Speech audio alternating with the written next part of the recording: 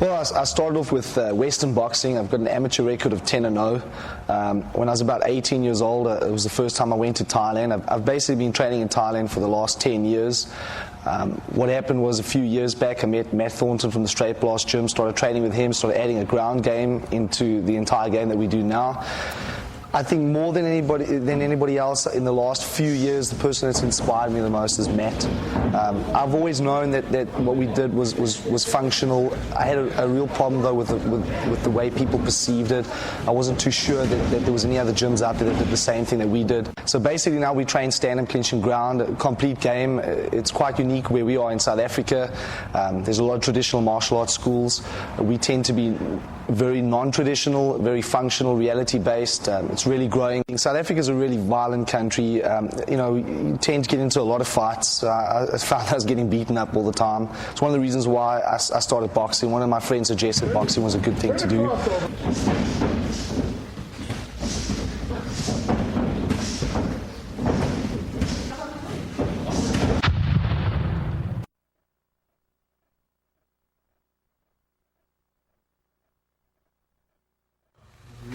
What's really important in the beginning of boxing is to get a rim shot range. This is the beginning of boxing, starting right at the beginning point. What we're going to do first is basically what it means to have a rim shot range is when my opponent jabs, I'm just out of the range of the jab, and all I'm going to do is to gauge distance between myself and my opponent is work the catch. And this is a catch. What you want to remember is when you catch it, you don't pat it to the side. It's really important to catch facing the glove, not pushing it past your shoulder. And bring both hands up now, and he works that jab, just working the catch. And we're going to work a drill back and forwards where we work the jab. Most important thing in this drill is to break up the drill, not to have a rhythm. Basically, you don't want to stand in front of each other. He jabs, I return the jab, he jabs. This is a waste of time. We want to get up on our toes and move around. So working the jab, and then we're going to break it up and move around a little bit. Come back with the jab, breaks it up, work the jab. Now, some important points on that rim shot range. What it really means at the end of the day is that every time he needs to hit me, he's going to be basically one step away. So he jabs and I step back, so one step away. What this tells me though is if he wanted to put a kick in, he'd be able to kick me. So when he's working the jab, I'm out of range of the jab, but he could kick me. Okay, so all I need to do now in order for me to get out the way of the kick, if he throws a kick, I step one step back and it misses. So that's the rim shot range. When he works that jab, I'm just touching it here so I know exactly where the jab is. It's a good range, moving around. And now we're just going to work the drill. Keep working the jab. Okay.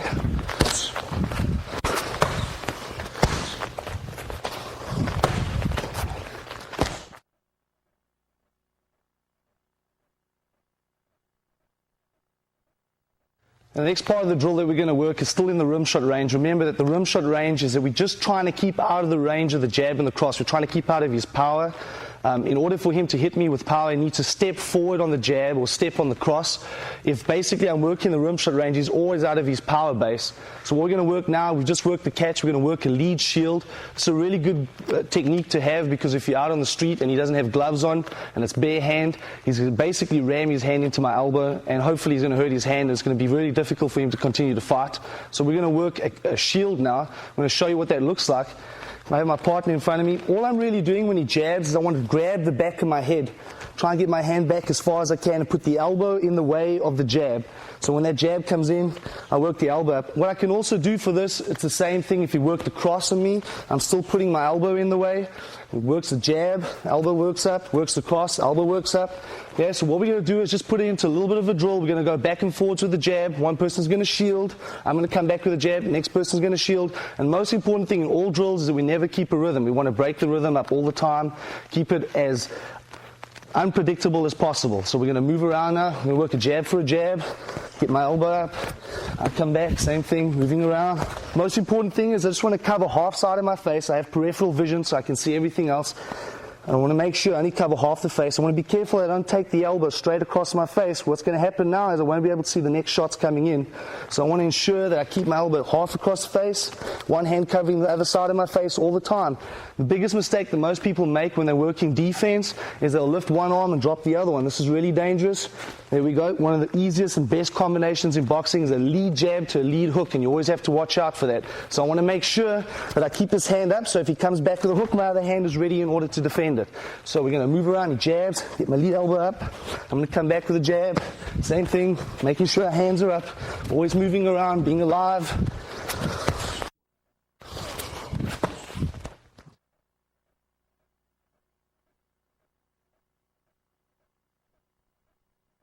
Basically what we're going to do next is we're going to put them together. So now we've got the catch and we've got the shield.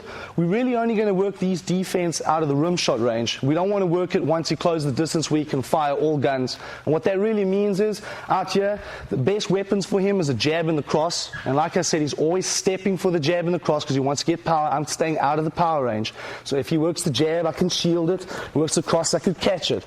If he works the jab, I could catch. Or if he works the cross, I can shield it. Once he breaks the distance and we're a little bit close and we're in here, I don't want to catch anymore, and I don't want to shield like that because it's going to open up my ribs, and if I catch, basically what's going to happen is his hands are going to push right through my glove and I'm still going to hit myself. It's okay with gloves on, you can survive that, but the problem now is if you're out on the street, for example, and you don't have gloves on, and I put my hand like this and I hit myself, that's going to cause as much damage, I might as well just have taken the punch.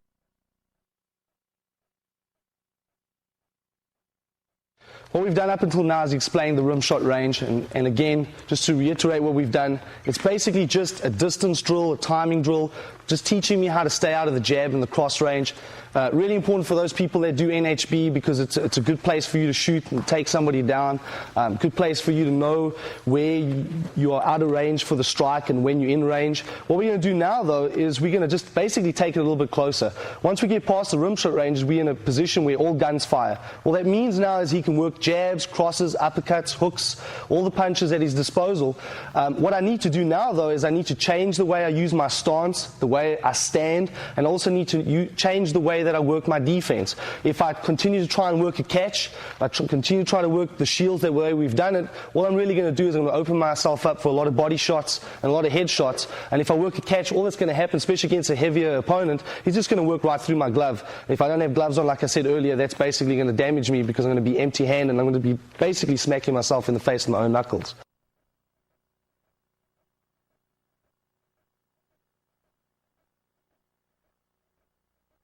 So the basic stance that we're going to adopt now, and real simple for you to see, is right now I'm in range and he can hit me with every punch. So if he's working punches, he can hit me now. Okay. When I was out here, I was always out of the range of the jab and the cross. Real difficult for him to hit me with hands. Now I'm in range. So what we're going to do is what we call a hunchback stance. All that really means I'm going to pull my stomach in, I'm going to roll my shoulders forward. A lot of people in boxing, you tend to see when they don't have real good boxing skills, stand upright. What that does is it exposes a lot of target area. As soon as I pull my stomach in and roll my shoulders forward, I'm making a smaller, tighter target area. And now what happens is really hard for him to hit me because it's smaller and tighter. And I want to try and utilize this all the time. The biggest thing that people don't understand in boxing is it's important to be able to hit hard and it's important to have good speed, but probably the most important thing is to have good defense. A lot of the times you have to ride the storm, and what I mean by that is you have to ride some punches in order to give back. It's not always possible for you to be attacking all the time and be on the winning side. So defense is probably one of the most important things that we have to work now. Obviously that takes into account what we've just said. We've moved it into the second part of the range, and what that means is he can hit me with all guns. Everything can hit me now, and I have to have good tight defense in order to basically compensate against his strikes and in order for me to hit back. So what we do now is, like I said, pull my stomach in, roll my shoulders forward. It also becomes really hard for him to knock me out to the body because I'm pulling my stomach in. Nice small tight target. My hands are up in front of my face. Well, I think Rodney's a very intense person. He trains his people that way. Everybody respects and listens to him very well. He's a very business-like guy. He runs his business very well. He's reputable and honest. I think that makes a big difference. People trust him, and as they're training with him, they get realistic training. And he doesn't waste time with people that are not really interested in training. He makes sure that nobody's wasting time because there's a lot of people in his area that want to train, and he doesn't want to waste time when those people are interrupting him.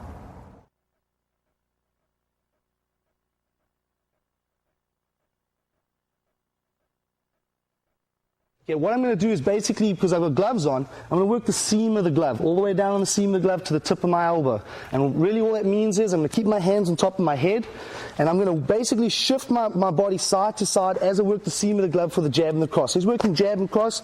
This is sort of what it looks like. Just working side to side. Real hard for him to get in, especially with the gloves. And I'm working side to side the whole time, running it on my forearm.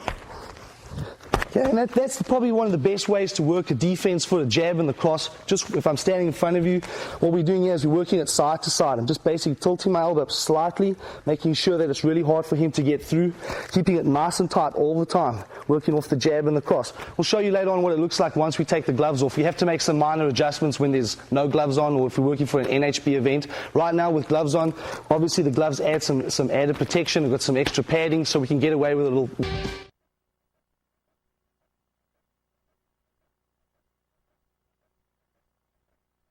We're now going to work the defense for the hook lines. What happens on the hook lines, a lot of people tend to do this on the hook. When he throws the hook, they tend to stick their hand out.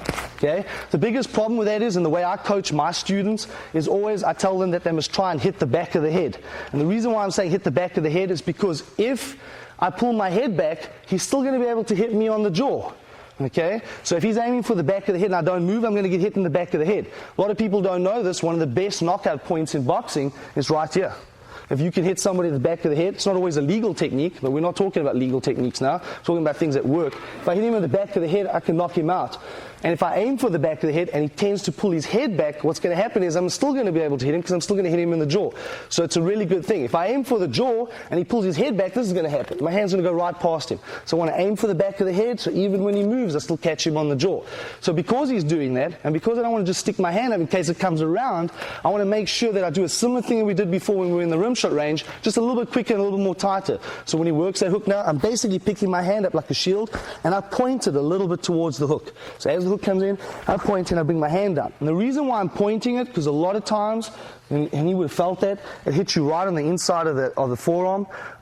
It's not necessarily going to stop him from punching, but after about 4 or 5 hooks, it's going to start getting sore, and that's obviously good for me if we're going 4, 5, 6 rounds. So when he works that hook, just working to the side. When it comes off the lead hand side, I'm doing the exact same thing. I'm just pointing it up. As it comes in, there we go. It comes the other side, and I'm picking my elbows up.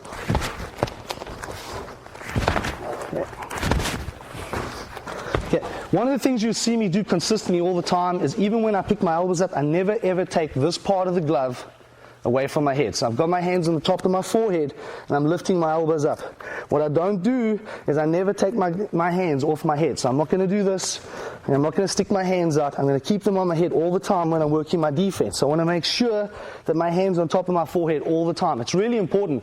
I tell everybody this, and it's common sense. If I give my opponent a baseball bat and I tell him to hit me, he's going to hit me in the body or he's going to hit me in the head. You're going to hit me in the head because that's where it's going to hurt the most. So what I'm saying is if I'm out on the street, 99% of the people that I'm going to fight with are going to be headhunters. I want to protect my head at all costs. This is probably the most important thing that you'll ever learn. Pull your stomach in, roll your shoulders forward, make a small target and protect your head. Most important thing.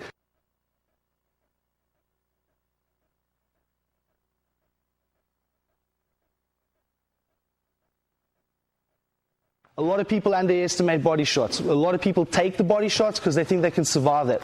I think personally that's a big mistake.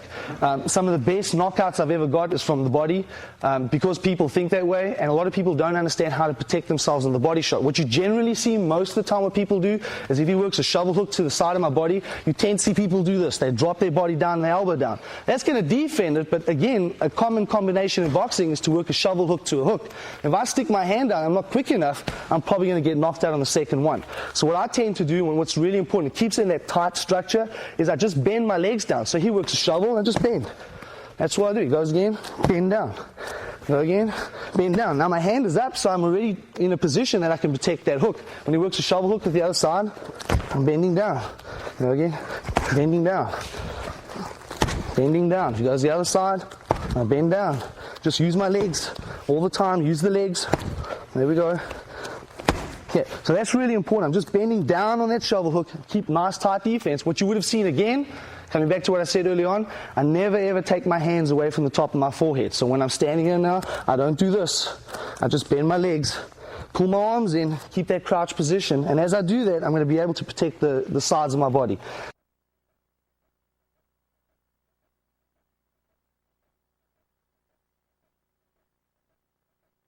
Working into uppercuts, most people ask this all the time, how do you defend against an uppercut? Again, I'm never going to take my hands away from my top of my head, so all I'm going to do is I'm just going to turn my elbow in a little bit. So when he works an uppercut, I just turn my elbow in. Just turning that elbow in the whole time. Okay, real hard for him to get in now. Okay?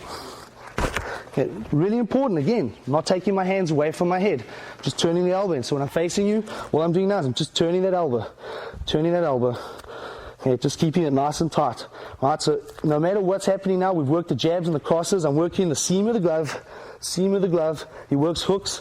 Picking my elbow up. Pick my elbow up. Never taking my hands away from my head. Works shovel hooks. Dropping my body. Dropping the body. Keeping it nice and tight. Works uppercuts. Turn the elbow in. Turning that elbow in all the time. Nice and tight. Okay, remembering all the time while I'm doing this not to stand upright. Pull my stomach in. Roll my shoulders forward. Really, really important lesson to be learned.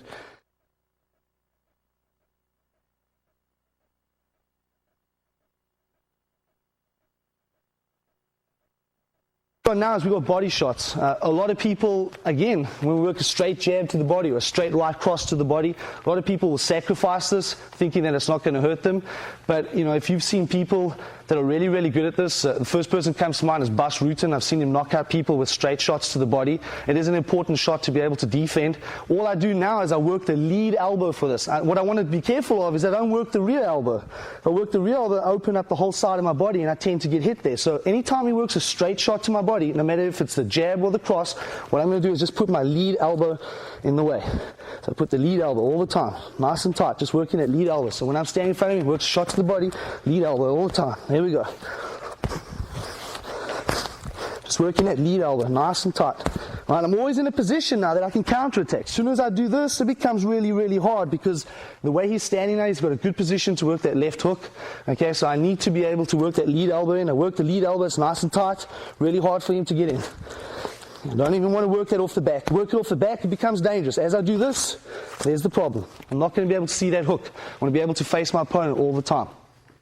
I'm in Africa, they're in the United States. You know, anybody would probably expect to come over here and find things that probably would be really different, but it isn't, and that's a good thing. That means you're moving down the right road, and that in itself is something that I will take back with me. That knowing that what I'm doing is the right thing, because basically what I saw here is the same game.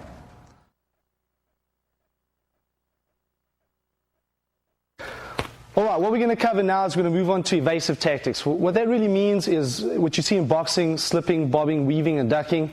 We have to look at this in perspective, though. Always, when we talk about street boxing in general, we're talking about the fact that the person can throw elbows and headbutts and knees. So a lot of the slipping and bobbing and weaving is not really applicable to what we do as far as that goes. I think, though, it's an important skill, and I try and tell everybody this: if you can't slip, bob, weave, and duck, you miss a really crucial part of your boxing game. I know a lot of the guys today that are fighting in no-holds-barred tournaments, they don't really want to try and implement that type of tactics, obviously, because, like I said, you maybe eat a knee on slipping and bobbing and weaving. But what it does do is it enhances your boxing skill. I think it's something you should train, you should spend time on it. You might not do it in a no-holds-barred competition, you might not even use it out on the street, but it gives you good body mechanics. What I'm going to do, though, is from the tight structure that we've already used, that tight boxing structure we've been discussing right through the tapes, we're going to basically work slipping first. And really all slipping is moving my head out the way of the punch. I'm going to show you the right things to do, and obviously the bad points that a lot of people tend to do when they're slipping. Even people that have been boxing for a long time tend to do these things. We want to try and move away from that. And again, I'm always going to bring it back into the context now of that we have to worry about somebody putting a knee in or an elbow. Always keeping that in mind the whole time.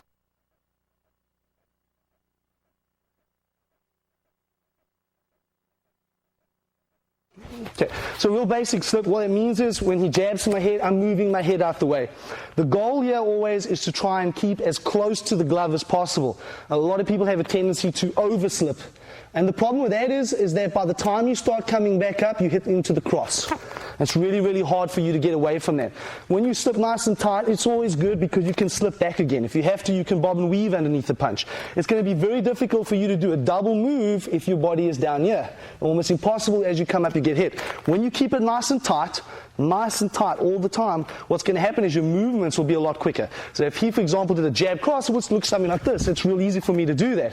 If I bend all the way down, like I said, it's going to be real hard, and I'm going to get hit on the way back up. So from just looking at the idea that he could work knees and elbows on me, I want to keep my slips, again, really, really short movements. It would not be a good idea to slip down here because of the knee. Okay, so what I would do is just keep it nice and tight, right on top of the glove. If he threw a knee now, I'm still in good position. I can still defend. I don't want to sacrifice too much body motion. So all we're going to do now is a real basic drill. It's a progressive drill, just working against the jab. I try and always do that. Work against the jab first and then slowly insert the rest of the punches. Don't just start throwing all punches and trying to slip with all the punches in the beginning. Let's do it progressively. Start with the jab first. Once you get that down, you can put the cross in. So this is a real simple drill. We keep it nice and slow so you can see it. I'm going to move around. He's going to be jabbing, I'm going to be slipping. I'm going to try and slip also to the inside. A lot of people say that it's really dangerous because you have to watch out for the cross, but it's still something you must learn. You can't always slip to the outside of the punch. You have to get used to doing that as well. The key element again is to keep my hands up. If my hands are up and I'm nice and tight, it's real hard for him to hit me. And if I do make a mistake, like I said before, I'm going to try and ride anything on the top of my head. So this is what it's going to look like. Move around on that. Again, like anything, I try and mix it up. I try and always slip the same side and try and mix it up a little bit. Okay. Sometimes going twice on the same side, moving around. Again, if we were working in a boxing ring, we'd be moving around the whole time. We'd never be standing on one spot. I think for the video, it's really important that we do that so you can see what we're doing. But if you're training at home, you want to always move around. Never stand on one spot. It's just not a skill that you, or at least a habit that you want to get into. You always want to move around. Really important. The ultimate goal anyway, in anything, striking or kicking, throwing elbows, is not necessarily what it looks like, although form is important. It's can I make it land and can I make it hurt? And obviously making it land means that I'm going to have to be able to do that against a moving opponent. Nobody's just going to stand still for you. Okay, so we're going to do that one more time. Moving around, slipping my head. Here we go. I'm just basically letting it right over the top of my shoulder all the time. He throws across at me. It's the same motion. Okay, working it. Yeah. And what I do is a lot of times what works really well for me is I move my head and I just push my shoulder up, try and get my shoulder up a little bit higher to my face. And the reason why I'm doing that is I'm always worried about getting hit on the side of the head. And obviously if I slip this side on the jab, if he throws a jab, I slip this side, I'm obviously going to be susceptible when I come out of that to the next punch. So if I put my shoulder up, my shoulder's up and my shoulder protects me. And basically anytime he hits me, it's just going to graze past my face. And work the same thing. Sometimes I'm going to have to defend because I can't slip everything. Yeah, and we're moving. Keep it nice and tight. Keep my hands by my face. A lot of people tend to do this. They move and they move their hands away from the face. And that's probably the worst thing you can do. You want to always make sure you keep your hands by your face all the time. Keep looking at the solar plexus like we did before. Keep it nice and tight.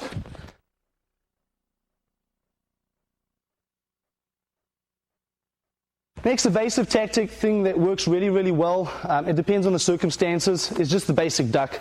All that really means is when he jabs at me, I duck down. I like that move because from a counterattack point of view, it's really, really good. You can come in and work good counterattacks off that. So if he's working the jab, I'm just sticking my head down. You don't see a lot of people doing this, but it is a good move. And of course, like anything, I think it doesn't really matter where you are. You can always get hit with a knee or an elbow. What I'm not doing though is I'm not doing this. This is dangerous. Okay? If I just bend my legs, it's not too dangerous. My hands are still up. I can still defend. So that's really important. I'm just putting my head straight down. Okay? So what we have right now is we have a slip, moving my head side to side, and we're just ducking underneath the punch. Anytime it's hitting to my head. Most people anyway are headhunters, so it's really important that you get the skill down.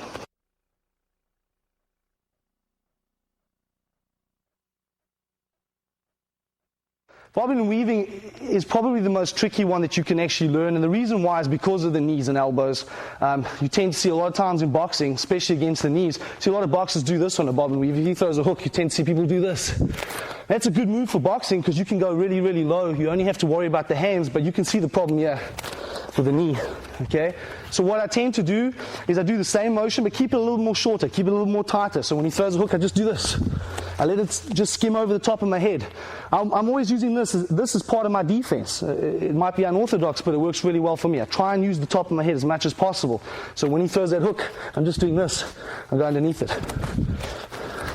And I keep tight, just doing that. I don't want to do this. This is dangerous. As I said, we're going to walk into a knee. I think if you're going to work evasive tactics, the things that you need to work is the slipping, working your head side to side, working the ducking, and working that bob and weave, and just keeping that motion nice and short, nice and tight. Those are probably the most important things that you need to work. I don't think you need anything more than that. I don't teach people how to snap back on punches. I think that's really dangerous. It always puts you in a position that it's very hard for you to counterattack. You tend to see a lot of people, even in boxing, when working jabs, and they tend to do these snapbacks, even in Thai boxing, for example, and that's part of my background. I don't think it's a really good thing for you to do. I would rather keep facing the opponent all the time. I like to keep pressure on all the time. My personal style is what we call stalking, which means that I'm stalking my opponent all the time. I don't like to back up away from him. Anytime you put your weight on your back foot, you're in a position that you can't counterattack. So all you really need to learn, as far as evasive tactics goes, are those three things.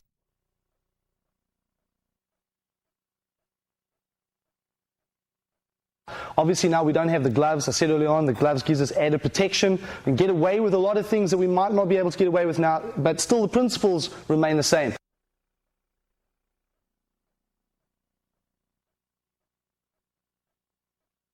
In the gym, we call this the crazy monkey. You'll see why when we finished.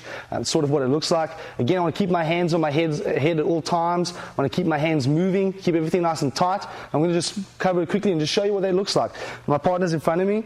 What we have here, we'll just switch sides. What we have here right now is really the same thing. We want to keep a nice tight structure. We're not going to look at when we're out in the rim shot range. That would pretty much stay the same. I still work the same catch, still working the same shields. Nothing changes because I'm always out of range there. He's not really in a range that can hit me. What we're really concerned with now is once we close that distance a little bit, and now he can hit me. We bare hand now. This is sort of what it's going to be like out on the street. You still need a good structure for this. And keep my hands up, and I keep my hands open this time on my head. So I'm not going to keep my hands closed. I actually physically open my hands just to give it a little more cover. Remember we said we had the gloves. The gloves added that cover. I want to try and get more cover, so I'm going to just open my hands. What I'm doing now is the same thing. When he's working the jab and crossing me, I'm still working that part of my hand as if I had the glove on. Still like the glove, the seam of the glove was here. I'm working that part of my hand. I'm still going to rock back and forwards, so I'm working the jab and cross. I'm doing this. Except what I have to do now is when I'm standing in front of him, I have to move my hand a little bit more in to the middle of my head. So as I do this, I move my hand in. What that's going to do is going to basically produce a cover that covers the whole side of my head. At the same time, while I'm doing that, I'm going to keep my chin down and tuck it inside my shoulder. That's really important. So if you look at it from the front angle, what I'm doing is this. If my hands are here, I turn my hand in, tuck my chin up against my shoulder, keep the other hand up. I don't want to have my hands down here. It's too risky. Hands are small. They're going to get through everything. Keep it nice and tight. Move my hand in. So I'm facing my partner. I'm doing this. I'm moving my hands in. All the time what's going to happen, he's going to hit my arms and my forearms. If I make a mistake, exactly as I did when I was working with the gloves, I want to try and ride anything that gets through on the top of my head, which I know I can survive. I might have a headache the next morning, but I'm going to be able to survive that punch. I never want to get hit down here in the jawline. That's where the knockout points are. So I want to keep my head down inside my shoulders and cover here. If I make a mistake, I take it on top of the head and keep moving, just putting my forearms in the way. I train boxing with primarily peekaboo style also, which is, you've seen on the tapes, primarily the way Rodney defends. I like his method of empty hand defense, focusing on keeping the hand against the head. He calls it drunken monkey type of defense. I really like that. I think it'll definitely help you when someone just comes at you with windmill punches or wild punches, you know, not your normal boxing lines. I will definitely, though, change the way I teach beginners at my gym, their defense. Start coming in, similar thing, I just keep basically backing my hands back up. So when he throws the hooks, I back my hands back up.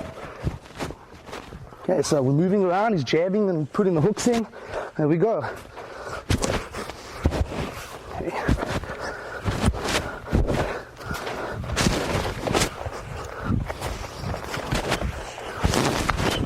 Okay, so it's very, very similar to when we had the gloves on. Nothing's really changed except I've opened my hands. I've pulled my hand a little bit more deeper in than I would have, just to give it a little bit more cover. I'm working all the same motions. If he works to the body, nothing changes. If he goes to shovel hooks, I'm still going to be dropping down. A little bit lower this time, pulling my stomach in, because I don't have the luxury of the gloves. So I'm going to move and drop low.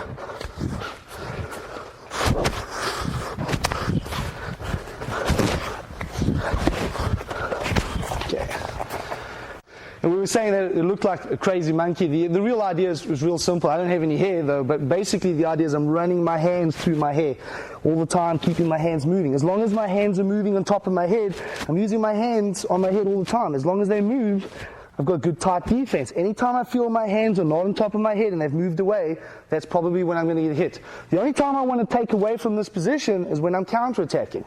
When he starts coming back in and I have to defend, I get my hands back.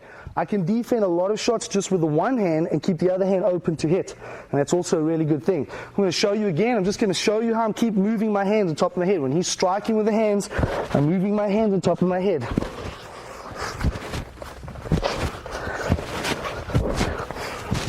Really good tight defense. Keep moving my hands all the time. Another thing this is really good for, if you have opponents throwing elbows at you, it works the same. Nothing changes. Keeping my hands back. If he's throwing elbows, I'm just doing this, keeping my hands back. Real hard to get in. I can take one hand and just do it with one hand.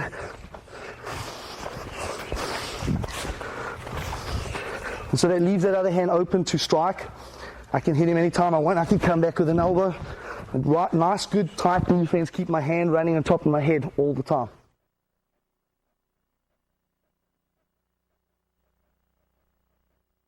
Yeah, what we're doing is we're still working on some of the street considerations, things that you need to know for the street. We looked at basically tight defense, how to open your hands, sliding your hand to the middle of the head, keeping everything nice and tight. What we're going to work on now is a three-point cover. I need you to think about it in the context of what I'm telling you.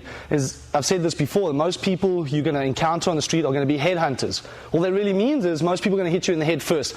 Generally, most people, when they fight out on the street, don't go to the body. They want to hit you in the head. They want to try and get the fight over as quick as possible.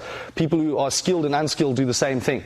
A three-point cover is just a safety. It's a safety factor. Basically, it gives me maybe a couple of seconds to react. I'm not going to stand and stay in a three-point cover and take an unlimited amount of punishment. So we're going to show you first, though, where he's going to be striking. I'm going to work a three-point cover, and then again, we'll add to it and we'll look at a couple other things. So when I'm here, a three-point cover basically means what I'm going to do is I'm going to go back to the shield that I did before, working the shield, except now I'm going to take my other hand and put it on top of my elbow. I'm going to tuck my head inside, so I'm going to look like that. And basically I've created two triangles, an elbow pointing forward and an elbow pointing off to the side, keeping my head nice and tight in between my shoulders.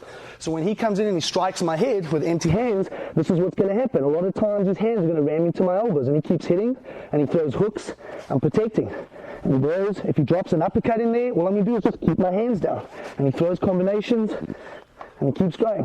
Where this is used best for is when I'm standing and maybe I'm having a conversation with somebody and he comes out of nowhere and starts throwing punches. I'll do a three-point cover and basically try and slam my elbow into his pec and try and keep it nice and tight. Obviously from here, when he comes in from the side, he comes in and hits, I would get there, maybe get to his head and start working knees and work the clinch, which we're going to get to in another tape. But basically this is a really good protection method. It's only something you want to do for a couple of seconds and then go back to your boxing or come back to the defense that we did early on.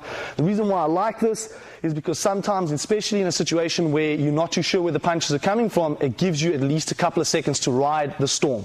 Like we've talked about, take a couple of punches and then react from there.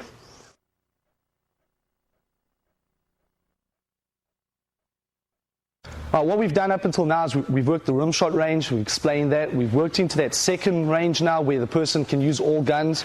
The most important thing is, besides just knowing how to defend that, it's really, really important to put this in a live drill. And all that really means for me is aliveness means training against a resisting opponent. I think most of us that have a connection with the Straight Flash Gym teach pretty much the way Rodney does. Everything's done with aliveness, everything's functional. The techniques are taught, and then we practice them a little in there and put right into sparring, put right back into whatever your personal style is. And I think that's really the best way to teach, and that's exactly what Rodney teaches.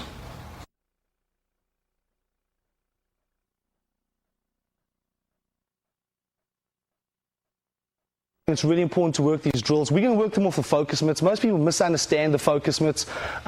Generally, you know, they feel it's not really an alive drill, but you can make focus mitts into an alive drill if you do it correctly, and that's what we're going to do now. We're going to start progressively. We're going to move through some drills that we're eventually going to get to the point where we put it all into sparring, and that's the ultimate goal in any way. So when we work the focus mitts now, what I'm going to do is I'm going to work that tight defense that we talked about. I'm going to keep it to the hook lines. That means basically when my partner's in front of me, I'm either going to work a hook to his head off the left-hand side, hook off the right-hand side, a hook to the body, and a hook to the body. Okay? Obviously, if I turn my hand up, that would become a shovel hook. So we're just working the hook lines, nothing else. That's it. And we're going to work basic combinations. Really important to keep it basic in the beginning, especially if you don't have a good boxing base. I'm taking for granted, though, on this tape that everybody knows how to jab and cross and hook. I'm not going to teach you how to do that. I might show you some points later on. But we're taking for granted you really know how to box.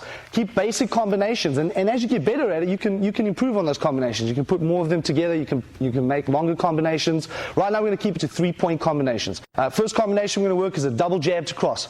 Off that double jab to cross, whenever I feel, and not every single time, really important to break it up, I'm going to just insert a strike. So we're going to move around, double jab to cross, moving around, and put a strike in, move around again.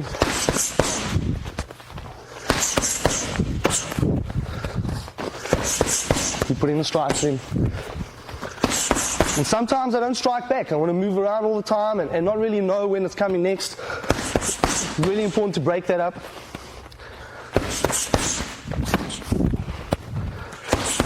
Okay. Obviously, if we have more space when we're working a video series, we can move around. If we're in the boxing ring, we move around the whole ring all the time. It's a good drill, real basic drill, but it's teaching him how to work his footwork. It's getting him moving around, just looking where the punches are coming from. Later on, we can obviously make it a little bit more progressive, a little more advanced. Next basic combination is a jab, cross, hook. And it's a real basic combination in boxing, so work a jab, cross, hook. Okay, same thing again, moving around the jab, cross, hook. Moving around, insert the strike. Wherever you see that you feel that your partner's got an opening, you want to work that strike. Here we go, keep moving around. Really important for you to keep nice and tight.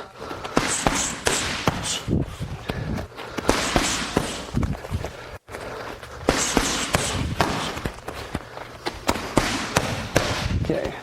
All right, now, real simple from there, if we carry on working basic combinations, we can switch that around. We can work a cross jab hook. So just the opposite of what we just did now.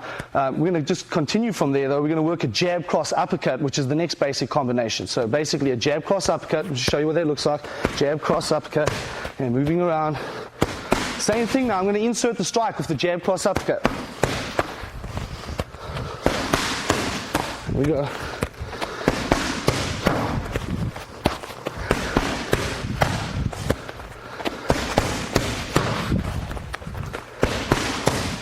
We mix it up. Sometimes I'll come back twice on the same side and then change to the other side. Sometimes not coming back at all, like I said, because it's really important that he really never knows where the next shot's coming in.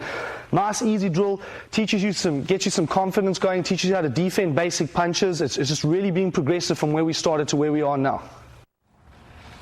First of all, definitely be in shape if you get in a ring with Rodney, because he can definitely just keep putting it on and putting it on. He's constantly moving and he's just picking you apart. He's just in there, and if you take your eyes off him for a second, he's landed at least 3 to 4 to 5 shots. You know, he's quick, he's powerful. I'm glad he was pulling some of his punches. He's just an all-around. I mean, he just got game, and you know, what more can you say? Those are the type of people you want to train with, the people who've got game, and you know, and just can show you better ways to fight. And he's got a good way, and he definitely knows what he's doing. Okay, we're going to move on now. We're going to move to the next part of the drill. That was a real basic drill, just inserting one strike. Once you've got that and you feel comfortable and you're not too scared of the punches, we're going to move on to the next part where we're going to add maybe 3, 4, but try and keep it not further than 5 strikes to the person. And what's going to happen is we'll work those strikes in and he's going to defend those strikes, working off the basic combinations. for the beginning, just to keep it nice and simple, we're going to work just the hook lines. Just the hook lines, they're the easiest lines to defend. And once you start working the jabs and the crosses and things in, it gets a little more difficult. We're going to get to that. So we're going to keep those hook lines in now. What we're going to do is this. Real basic combination. Keeping to the basic combinations that I said earlier on. We'll work with a jab cross hook first. Off the jab cross hook, I'm going to come back 4 or 5 strikes. My partner's going to defend 4 or 5 strikes. But straight afterwards, I'm going to put the pads back up and he's going to come back with the same combination. And that'll be the end of the first part of the drill. Really important that he comes back as quick as he can. Just teaches you basically how to hit really quickly after you've defended. It's a good reaction to have and it's going to help you in the ring or even if you're out on the street. So we're going to move around, work jab cross hook. And come back 4 or 5 strikes, come back jab cross hook. Okay, moving around. Jab cross hook. And jab cross hook. Moving around.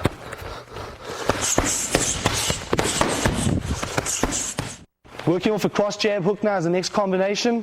Real basic combination again. Working on those 4 or 5 strikes. So we'll go with cross jab hook.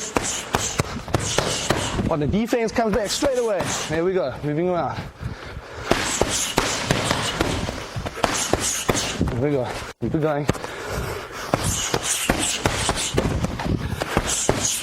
Okay. Now you can work that with any combination. Any combination you know from boxing, work the same thing. Work in the defense off there, keeping it nice and tight.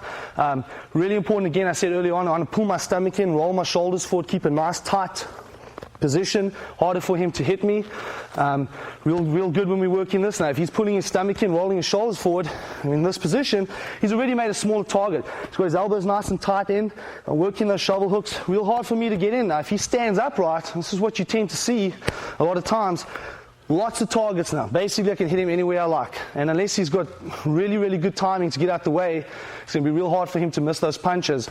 The only thing that's going to save him there is good defense, and that's what we're talking about. So you want to keep it nice and tight all the time. Pull your stomach in, working off those shots, keeping it nice and tight, making a small target. Now what I'm going to do is I'm going to add the jabs and the crosses in. When I'm working with focus mitts, what I want to do is I want to make sure I use the flat part of the focus mitt and not the top part. Again, the whole idea is this is made out of foam, so if he makes a mistake, I'm not going to hurt him. Obviously, if I put gloves on, it's going to hurt him. So if I work the flat part of the glove, it's really, really easy. If I make a mistake, I can still recover from that.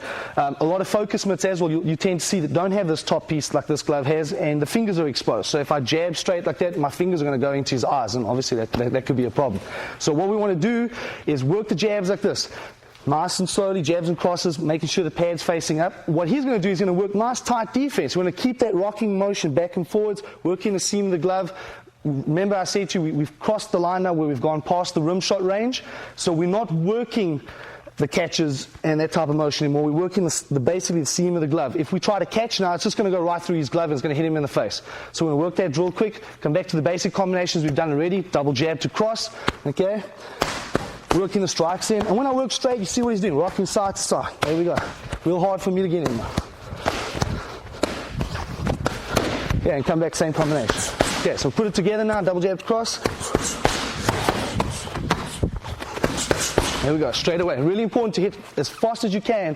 Once you finish defending, you want to get into the habit of hitting back straight away. And same combination. There we go, moving around. And double jabs cross. Okay, so really important that you can see it nice and tight, working that rocking motion back and forwards. We've now put the jabs and the crosses in. Basically the whole game now is just really short of putting the gloves on and working the glove drills.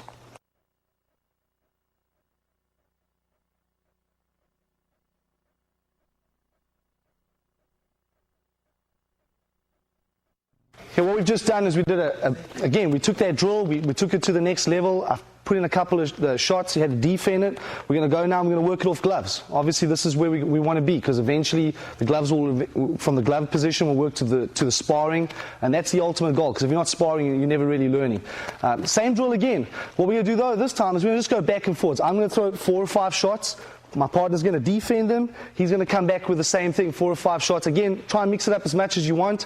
Try not to keep the same combinations coming at him all the time. Make sure there's some broken rhythm, broken timing.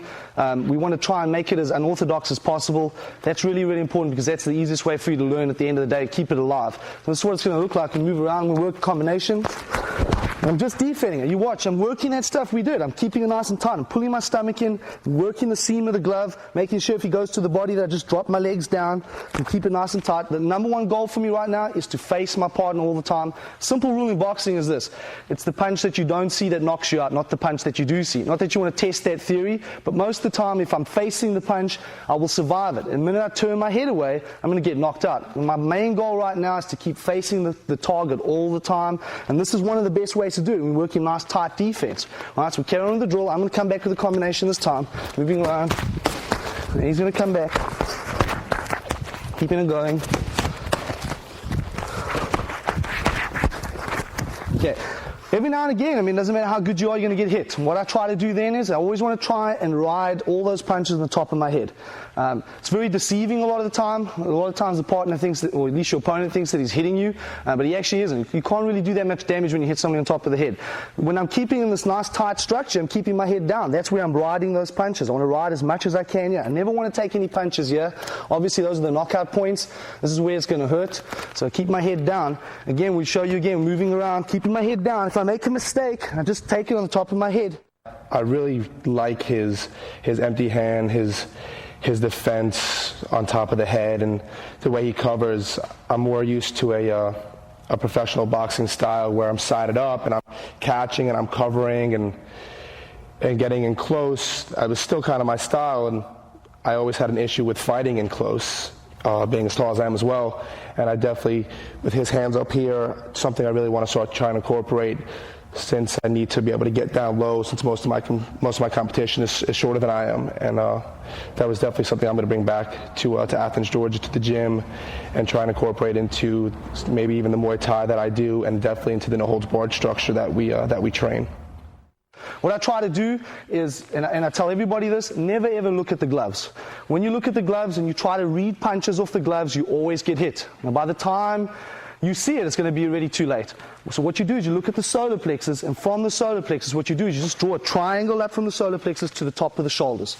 I look at the solar plexus, but I have peripheral vision everywhere else. What that helps me now is every time he moves, I'm going to see him move straight away.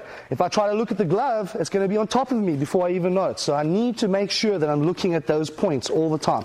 So we move around again, nice and light, works combination, keep it nice and tight, keeping my elbows in, putting my body down, come back, same combination, moving around.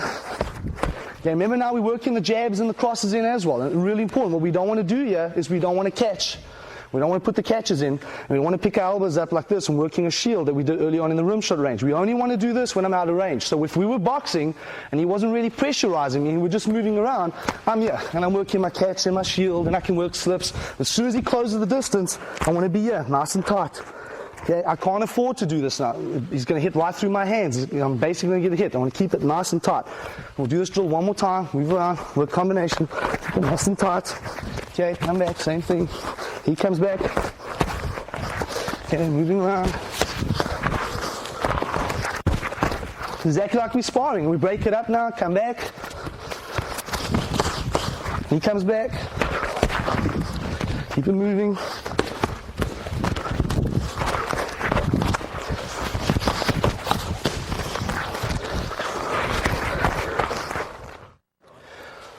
All right, what we've done up until now, we've covered a lot of stuff. We've worked at tight defense. We've looked at it from working on focus mitts. We've covered it, I think, quite systematically. What we do now, which is a really good drill, is called a corner drill. We've got a boxing ring. Obviously, not everybody's going to have a boxing ring that's watching these video series. What you can do is just back up into the corner of a room and work it from there. The idea behind this is so my partner doesn't have anywhere to go. What it means is he's forced to work the defense. What we want to do now is we want to work that tight defense, working the seam of the glove, rocking from side to side, dropping the legs, working for the body shots, and just basically put him up against the corner so he can't go anywhere after that. And we're going to show you that quickly. We just take it nice and easy. He's right up against the ropes, nowhere for him to go. We take it nice and easy, nice and light. Just working the combinations. Again, most important thing, what you don't want to do, and most beginners are going to do this, is just keep throwing punches. It looks something like this. Okay, that's a waste of time. Nobody really boxes like that. We break it up. Make sure that there's no rhythm. Work combinations. From my side, it's really important that I don't stand on one spot and just hit him coming forward. I want to try and move around. I want to angle a little bit. the number one thing he can't do is move. He can move his lead foot a little bit, but he's not allowed to basically move up and down on the wall. So he has to keep up against those ropes all the time. So I'm going to move around. I'm going to change my angle a bit. That's it. Keeping it nice and tight. Working the seam of the glove.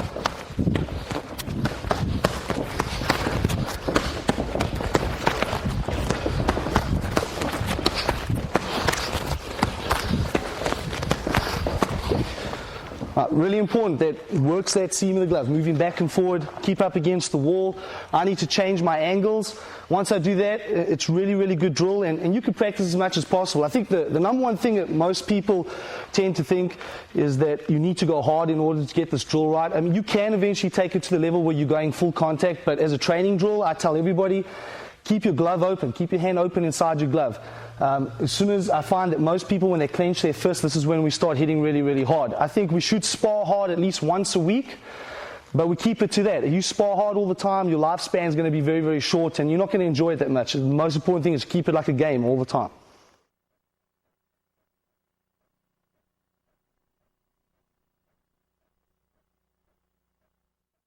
Okay, now we're in the ring. What we're going to do now is work the sparring. As I said earlier on, sparring is the most important thing. I think anybody that's training today in any martial art, if they're not sparring, they're not learning. You have to do the sparring. I've got Rory and Adam from the SPG, from the Straight Blast group here today. They're going to help me out. They're going to move around, do some sparring. What we're going to do is, while they're sparring, every now and again, we're going to ask them just to break, point out some things that you need to take note of. The ultimate thing at the end of the day is the best way to learn how to spar is to get in the ring and do it. Again, the most important thing is not to go too hard. They're going to do something just nice and easy, just like flow sparring. The idea is to learn not to knock each other out. So we're going to get them in here and let them start. And we're just working hands right now, so just boxing.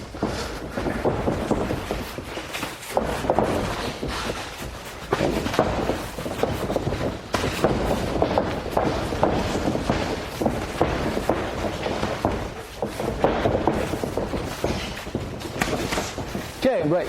Okay, what you would have seen when they were sparring there, which is really, really good, they're keeping that tight structure, their hands are moving on their head all the time, they're never taking their hands away from their head. That's really the best way to box. Crouching down, pulling their stomachs in, keeping a nice tight target. Looks really, really good. That's the way it should look. This is sort of the pace that you want to spar all the time. I think I can't reiterate that any more than I have. You only want to spar hard at least once a week. You don't need to spar hard every single night when you get into the gym. We'll get them back in and move around. A couple of points though. A lot of people tend to do this. They're not doing it because they know how to box, but a lot of people tend to lead with the hook. All I'm saying that is you're moving around, you're boxing, and you hook first. You can do that from time to time, but you've got to remember that it's very, very dangerous. Opens up for a lot of things. Always want to try and set everything up that you do in boxing off the jab. Your jab is your backbone of boxing. If you don't have a good jab, then the rest of your boxing is going to be really, really bad. You need to have a good jab. One of the reasons when you saw it on, a lot of times we're working against the jab. That means that it gives my partner a lot of training. And a lot of times he's just working that jab. That is the ultimate. If you want to set up your punches, you've got to work the jab. So we're going to move around now. We'll just ask them to work a little bit more jabs, just so you can see that.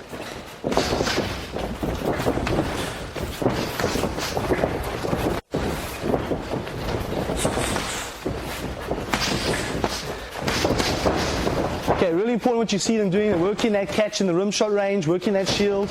Exactly what we did earlier on. As soon as they get close, defense goes tighter. Can't work a catch anymore. Exactly what we want. Get out of that corner, keep moving around. So that's nice. Just work those jabs. Nice, good tight defense. There's that catch again in the rim shot range. As soon as they get closer, tighten up. There we go. And break.